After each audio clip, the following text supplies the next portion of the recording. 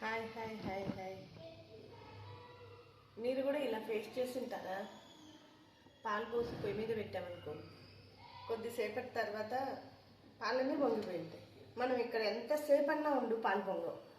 మనం ఇటు నుంచి అటు కొద్ది దూరం వెళ్ళి ఇటు రాగానే పాలు పొంగిపోతాయి.